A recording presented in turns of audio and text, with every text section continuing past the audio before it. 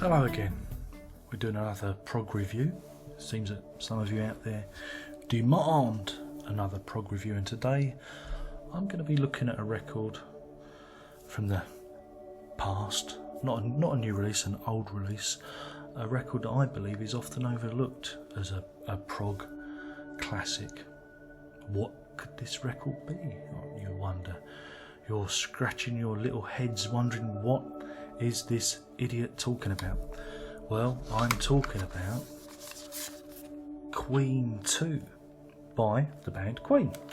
Today is the 5th of September 2011, and it would have been the 65th birthday of Freddie Mercury, the lead singer of Queen, so I thought it'd be a fitting tribute to him and his band that, you know, we'll look at Queen 2 and what I think is a progressive rock album, and it's one that's often overlooked. It was recorded in August 1973 at Trident Studios, and then released early in 1974. Again, at that time, the band, really hadn't, gained the popularity or the notoriety that they had with their subsequent releases, most notably A Night at the Opera and that really long single Bohemian Rhapsody, which is, some might argue, a progressive rock song in its own right. Let's face it, they throw everything at that song and hope it sticks. But back to Queen 2. For me, it really does show where the band is going. It's the closest thing to the band finding their style. Lots of multi-track vocals, lots of multi-tracked guitars in there, and some very strange and way out ideas. It opens, the opening track is called Procession, and when I first heard this when I was a young lad, probably 13, 14 years old, I couldn't believe what I was hearing. It's the sound of double tracked or triple tracked or quadruple tracked electric guitars from Brian May, and it sounds unearthly. It's a dirge. It's almost a funeral procession, one might argue. And it leads in, again, a lot of the songs on Queen 2 are segged together, and it leads into a song called Father to Son, which is a nice little ditty, one might argue, about passing on your knowledge and your genes onto your progeny. And you could say that the first few songs on the album are a suite of songs because they're all joined together. Not really a concept per se, but they all kind of lead in, and there is a kind of a feeling. It's hard to explain. There's a feeling that there's a concept there, and that's followed by the ballad White Queen, which is a really nice, sweet little number, which gives Freddie Mercury a chance to show his range. And again, that's followed up by a track called Someday One Day, in which Brian May sings. Again, these songs all kind of fit together well, and the end of that side is a track sung by Roger Taylor called Loser in the End, which is a rather raucous number. Now, again, what the band did is they did bring a kind of concept to the album. The first side was the white side, and the second side was known as the black side. So we've had the white side, and now we'll look at the black side of the record, and it opens with weird sound effects, backwards guitars, and a thunderous crashing drum beat, which is all double tracked and looped and plays backwards. I always loved the production on Ogre Battle, which opens side 2, the black side, because it sounds unlike anything I've ever heard. There's, like I said, there's all backwards guitars, backward drums, and it all comes together with a tumultuous vocal spree. And again, it's very much in the fairy tale feeling for the record. I think Ogre Battle's probably one of my favourite tracks. And then this again segues rather nicely into the Fairy Fella's Masterstroke. Yes, you say that after a wine gum, which is based on the painting by Richard Dadd. I think you can see that in the one of the Tate galleries, and if you look it up on Google, it's a very complicated piece. I mean, Richard Dadd actually went insane he went mad and was locked up. And you can see why, because he made these paintings while he was locked away in the asylum and were part of his therapy. So if you look up Ferry Fella's Masterstroke on Google and look at the painting and then listen to the track, what you get is Freddie Mercury actually just writing a description of the track.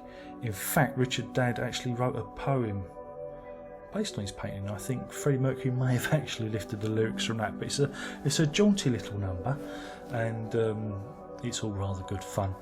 And this leads into Nevermore, which again is a ballad, Freddie Mercury at the piano, tinkling away. And then we go into probably the most prog part of the record, March of the Black Queen, which is, again, it's almost like a proto version of Bohemian Rhapsody. Everything's thrown in there, you know, squealing vocals, multi-tracked harmonies, stereo panning, voices coming at you from all different angles. It's just absolutely bonkers, and the problem is I love it. I love it because it's bonkers. Then we go into, again, another kind of a ballad song called Funny How Love Is. Lots of 12-string guitars, very shimmery. The production is quite unlike, again, it's quite a break from what you've just heard. You know, you had this great big thumping track, you know, big, you know, chorus, and then you get this lovely shimmery guitar thing, which leads to the only single off the album, Seven Seas of Rye. Does anybody know what that's about?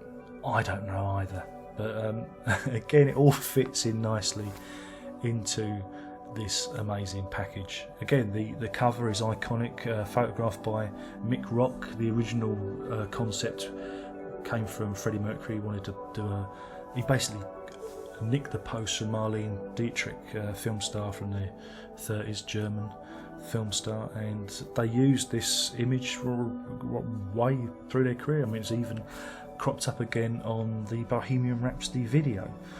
But yeah, I mean, Queen 2, I think they are a prog band.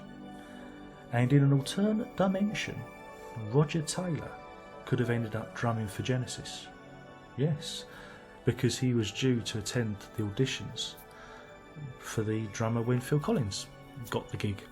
So out there, maybe there's a version of Genesis in an alternative universe with Roger Taylor on drums, and maybe Phil Collins would have joined Queen. That would have been strange, wouldn't it?